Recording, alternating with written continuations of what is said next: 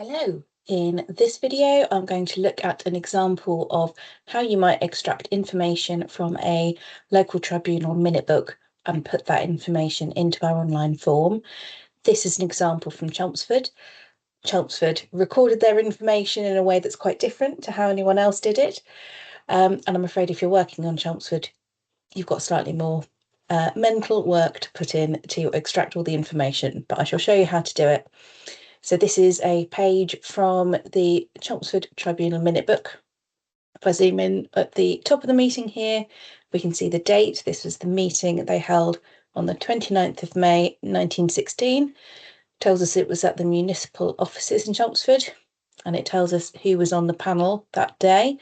So we've got the Mayor, Alderman Taylor, who was chairing it. We've got Alderman Thompson and Councillor Dixon, and then a Captain Smith acting as recruiting officer and military representative. What they've then done, which will make our lives easier, is list everyone, all the cases that they heard in these columns. So we've got the case number, the name of the attested man, the group number that he'd attested to. You might see this drop off as you get through.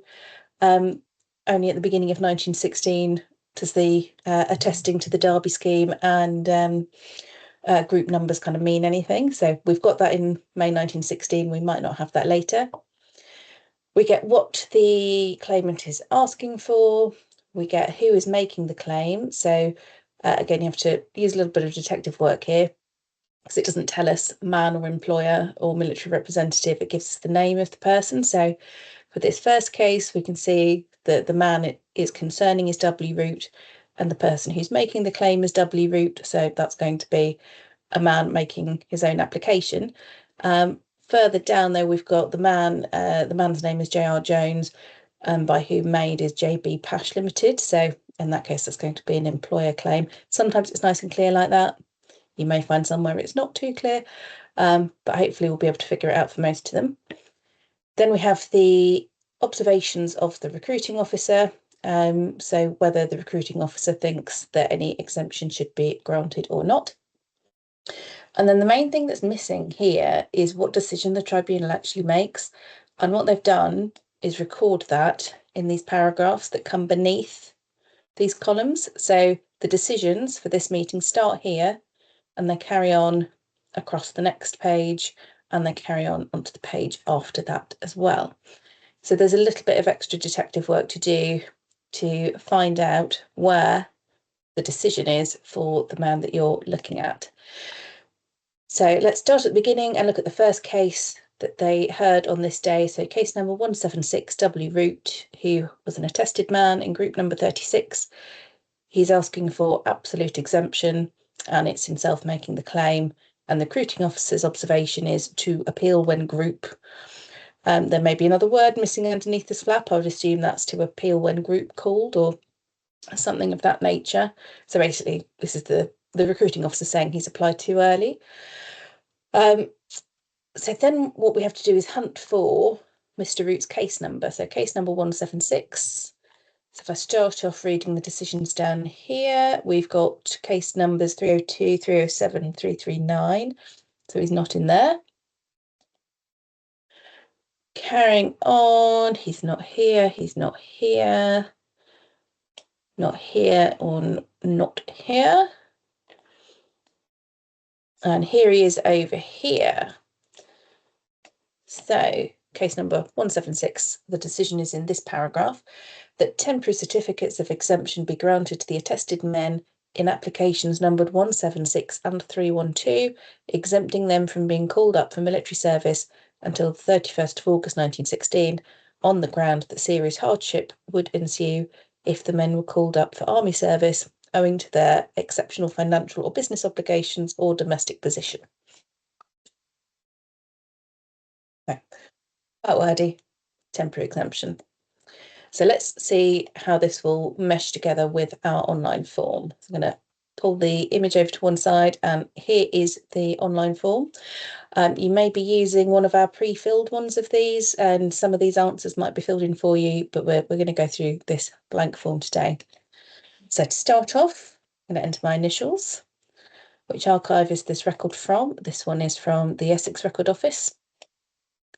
And what type of tribunal? Is it a local or an appeal? This one's a local. If in doubt, ask your archive staff that you're working with. Select the tribunal from the list below. We are working on Chelmsford, so hopefully the tribunal you're working on is on this list. If it's not, let me know. They should all be in there. Question number 5 is about appeal tribunal, so we should ignore that for this instance. Document reference number, i.e. the reference number applied to the document by the archive where it is kept. So you may find this is written on the document somewhere, and the archive staff you're working with may just give this to you on a bit of paper, or this may be partially pre-filled in for you. For what I'm doing here, I actually have the document reference number in the image file name, so I'm just going to copy it out from that. Case number. So now we're getting into the stuff about our individual case. Case number 176. And type of record. This is a minute book, so I shall select minute book. Again, if in doubt, just ask the member of archive staff that you're working with. Extent of record. This is sort of an optional one. It's probably more relevant if you're working with an application form, because we write down how many individual pieces of paper it is. When it's an entry in a book like this, it's not as useful, but your archive staff will give you instructions on whether they want you to use that field or not. Who is making the application? We know it's W Root applying for W Root, so I'll tick individual man. There's a chance it could be, you know, his dad is also W Root, something like that, but I'm going to go on the balance of probability that it's an individual applying for himself. You can see here, this is a tickle that applies, so you'll sometimes get cases where it's an individual man and his employer, and you can tick both of those if you need to. Man's first name, unfortunately, we've just got an initial, so I shall put that in. Man's last name, Root. Man's age, if given, unfortunately we don't have that. Is he attested under the Derby scheme? Yes, he is, so I shall tick attested. If it's not clear, just tick unknown. Medical grade, we don't have. His address, we don't have. His occupation, we don't have. His employer's name, we don't have. Obviously, if it's an employer that's applied, you will have that and you can enter it in. Type of business, we don't have. Occupational sector, we probably won't be able to do if there's no occupations or types of business. So if there is a hint as to what kind of occupational sector the man is in, you can use this drop-down list. If the pages for Chelmsford are like this one, we probably won't be able to answer that question for any of these cases. Grounds on which application is made, again, unless they start using these later, it doesn't look like we have them. So we'll probably have to leave that as well. What is being asked for? We can answer. He's asking for absolute exemption, so I shall tick that box. Reasons in support of the application, we don't have. The date of the meeting, we do have 29th of the 5th, 1916. Oh, helps when the box is actually live, 29th of the 5th, 1916. There we go.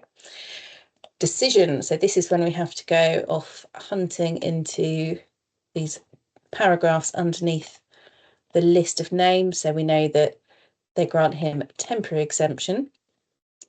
And then there's a box under here for writing down any details about the decision of the tribunal.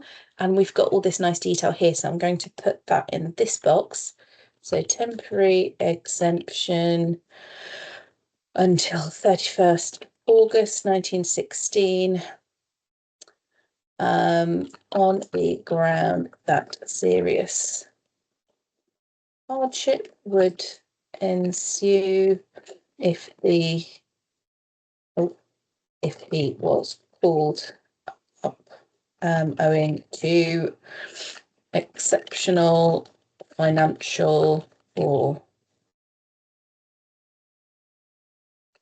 business obligations, or go back and spell it correctly, obligations or domestic position. Because we've got two men lumped in together and they're giving these kind of general grounds, we don't know which of these exactly they're applying to Mr. Root, but he's getting his temporary exemption based on hardship grounds, so that's enough for us to know. Was the application successful? So this means, did the applicant get what they were asking for? So successful doesn't necessarily mean exemption or not exemption. It's, did someone get what they were asking for? So Mr. Root has asked for absolute exemption and he gets temporary exemption. So I'm going to call that partially successful. If he had got absolute exemption, that would be successful. If he'd got nothing, that would have been unsuccessful. Or you've got unclear and also an other option if something a bit weird has happened. Observation of the military representative. We're going to have to go back to him in the list for this. So recruiting officer observation to appeal when group something. So I don't think we've actually got anything particularly suitable there. So I'm going to tick other and type into appeal when group called. Hopefully, most often you will be able to tick one of these boxes. So these down here, we've got assented to, not assented to. So this would mean absolute exemption and assented to. Then I would tick absolute exemption wherever it's on the list there. Conditional exemption, not assented to, I would for that tick no exemption / claim rejected. So when you've got assented to, not assented to, you need to go back and look at what was being asked for to figure out which of these buckets it fits into. We don't have any details for the military representative, so I shall leave that. Sometimes in local tribunal registers, you get some information about cases that went to appeal. Keep an eye on that in the minutes. If it's there, then fill these in. It may well, you may well not find that, and you, in that case, can just ignore those. Are there any supporting documents?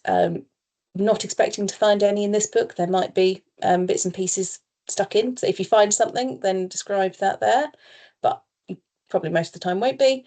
Would you recommend this case for further research? So this is whether there's something about the case that really makes you think, well, I wonder what happened, or you'd like to know more about his employer or his job, or is there something interesting or unusual about the case? And you can tick yes or no for this. I'm going to tick no because we just haven't got very much to go on here on this chap. I imagine in these records, the reasons for possibly ticking yes are maybe going to be buried in these decisions because that's where we've got the most detail. Anything that does get ticked yes, that will just go to the top of the list of recommended research tasks that we give to our research volunteers. Ticking no doesn't mean that the man will never get researched, but ticking yes just means we'll put him up the list. Whether you've got any other notes or observations, so basically anything else that you think needs recording that hasn't been captured elsewhere can go in that very last box. And when you're done, you can press submit. And that will go off into a spreadsheet that sits behind this. And from there, I can scoop it out and put it into the big master spreadsheet where I'm drawing everything together and counting stuff. And I will be sharing what I find from that with the archives and with everyone who's working on the project. If you think you've made a mistake, you can click on this Save My Response to Edit button, or just make a note of it and send that information to me and I will fix it. It's not a problem. If you're ready to go again, you can click on this Submit Another Response button and you get another blank form and you can go ahead and do your next one.